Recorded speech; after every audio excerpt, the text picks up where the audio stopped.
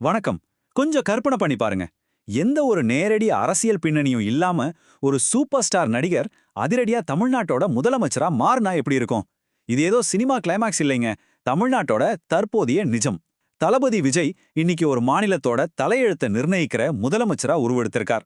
ஒட்டுமொத்த தென்னிந்திய அரசியலையே அதிர வச்ச இந்த எதிர்பாராத திருப்பம் எப்படி சாத்தியமாச்சு? இத பத்தின ஒரு சுவாரஸ்யமான ஆழமான அலசல் தான் நாம இன்னைக்கு பார்க்க போறோம்.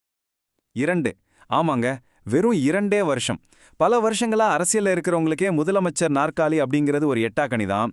ஆனா அதிகாரப்பூர்வமா ஒரு அரசியல் கட்சி ஆரம்பிச்சு வெறும் 2 வருஷத்துல விஜய் அந்த நாற்காலியை வசப்படுத்தியிருக்கார் அப்படின்னா அது எவ்வளோ பெரிய சர்ப்ரைஸ்னு யோசிச்சு பாருங்க. சரி, இந்த எலெக்ஷன் ரிசல்ட்ஸை கொஞ்சம் டீப்பா பார்க்கலாம். பிப்ரவரி 2024ல தமிழக வெற்றி கழகம், அதாவது டிவிகேவை அவர் ஆரம்பிச்சப்போ பலரும் இதை ஒரு பிரபலத்தோட சாதாரண அரசியல் பரிசோதனைன்னு தான் நினைச்சாங்க. ஆனா 2026 சட்டமன்ற தேர்தல் முடிவுகள் எல்லா கணக்குகளையும் தலைகீழா மாத்திருச்சு. மொத்தம் இருக்கிற 234 தொகுதிகளில் டிவிகே 108 இடங்களை அசால்ட்டா வென்று காங்கிரஸ் மற்றும் விசிகே கூட்டணியோட இப்போ அரசாங்கத்தை அமைச்சிட்டாங்க. இதுல இன்னொரு ஆச்சரியமான விஷயம் என்ன தெரியுமா? முதல் முறையா எம்எல்ஏ ஆகிறதுக்கும் நேரடியாக முதலமைச்சர் நாற்காலியில போய் உட்கார்றதுக்கும் நிறைய வித்தியாசம் இருக்கு. விஜய் தன்னோட முதல் தேர்தலே எம்எல்ஏ ஆகி அதே முதல் பதவி காலத்திலேயே முதலமைச்சராகவும் ஆகியிருக்கார்.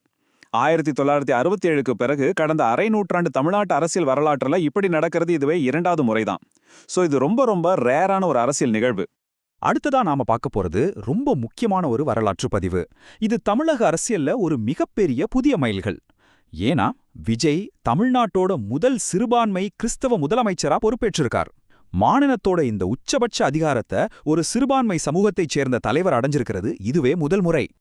இப்போ உங்க மைண்ட்ல ஒரு கேள்வி வரலாம், இது எப்படிங்க ஒரே ராத்திரியில நடந்துச்சு அப்படின்னு. இங்கே தான் விஷயமே இருக்கு. உண்மை என்னன்னா, இது ஓவர் நைட்ல நடந்த மாயாஜாலமோ இல்ல வெறும் அதிர்ஷ்டமோ கிடையவே கிடையாது. இது கடந்த 15 வருஷங்களா ரொம்பவே நுட்பமா திட்டமிடப்பட்ட ஒரு மாஸ்டர் பிளான். இதோட பின்னணியில இருக்கிற அந்த நீண்டகால அரசியல் தயாரிப்பு என்னன்னு இப்ப நாம பாப்போம். கவனமா கேளுங்க. அவரோட உண்மையான அரசியல் பயணம் 2024ல ஆரம்பிக்கலங்க, 2009லயே தொடங்கிடுச்சு. 2009ல விஜய் மக்கள் இயக்கம்னு தன்னோட ரசிகர் மன்றத்தை உருவாக்கி அதை பல வருஷங்களா ஒரு ஸ்ட்ராங்கான ஒழுக்கமான அடிமட்ட அரசியல் நெட்வொர்க்கா அவர் மெல்ல மெல்ல மாத்தினார். இதோட முதல் பரிசோதனை 2021 உள்ளாட்சி தேர்தல்ல நடந்துச்சு. அதுல அவரோட ஆதரவாளர்கள் தனித்து போட்டியிட்டு வெற்றியும் பெற்றாங்க. தன்னோட ரசிகர் பட்டாளத்தை ஒரு மாபெரும் அரசியல் கட்டமைப்பா மாத்தின அந்த வலுவான அடித்தளம் தான் இன்னைக்கு அவரை முதலமைச்சர் நாற்காலியில உட்கார வச்சிருக்கு.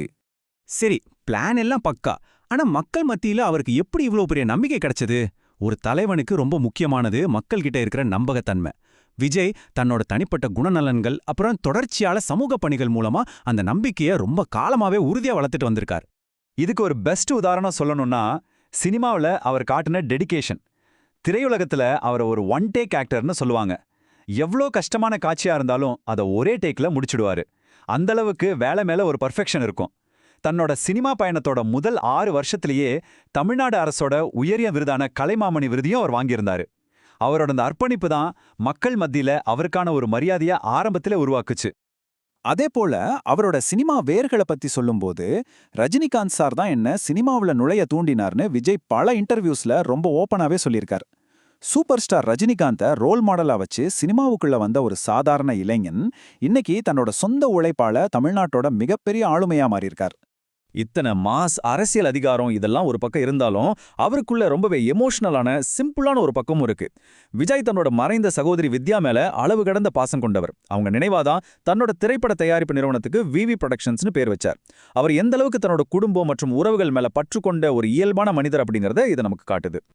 இப்போ நேரா மே 10, 2026க்கு வருவோம்.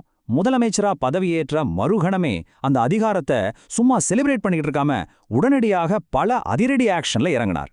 தன்னோட வாக்குறுதிகளை வெறும் வார்த்தைகளா விடாம அதை உடனடியா செயல்படுத்துறதுல அவர் காட்டின வேகம் பலரையும் திரும்பி பார்க்க வச்சது. முதலமைச்சரா அவர் போட்ட முதல் சில கையெழுத்துக்களை பார்த்தாலே அவரோட முன்னுரிமைகள் என்னன்னு நமக்கு நல்லா புரியும். சாமானிய மக்களுக்காக 200 யூனிட் இலவச மின்சாரம், பெண்கள் பாதுகாப்பை உறுதி செய்ய ஒரு பிரத்யேகமான சிறப்பு படை, அது மட்டும் இல்லாம போதைப்பொருள் கடத்தலை முற்றிலுமா தடுக்க தீவிரமான சிறப்பு பிரிவுகள். ஒரு அரசாங்கம் மக்கள் நலன் மற்றும் சட்ட ஒழுங்கு இந்த ரெண்டுக்கும் எந்த அளவுக்கு உடனடியா முக்கியத்துவம் கொடுக்கணும் அப்படிங்கறத இந்த ஆரம்ப கட்ட நடவடிக்கைகள் ரொம்ப தெளிவா காட்டுது. ஆக ஒரு ஒன் டேக் நடிகரா ஆரம்பிச்சு ஒரு பக்கா பிளானோட இன்னைக்கு தமிழ்நாட்டோட முதலமைச்சரா உயர்ந்து நிக்கிற விஜயோட இந்த பயணம் இந்திய அரசியல்லையே ஒரு புது அத்தியாயம்தான். ஆனா இப்போ ஒரு முக்கியமான கேள்வி வருது. இது ஒரு பிரம்மாண்டமான ஆரம்பம். ஆனா தமிழக அரசியல்ல விஜய் தன்னோட இந்த ஆதிக்கத்தை நீண்ட காலத்துக்கு தக்க வச்சுப்பாரா? அரசியல் அப்படிங்கிற இந்த மாபெரும் கடல்ல அவரால இந்த வரலாற்று வெற்றியை ஒரு நிலையான வலுவான ஆட்சியா தொடர்ந்து கொண்டு போக முடியுமா? நீங்க என்ன நினைக்கிறீங்க?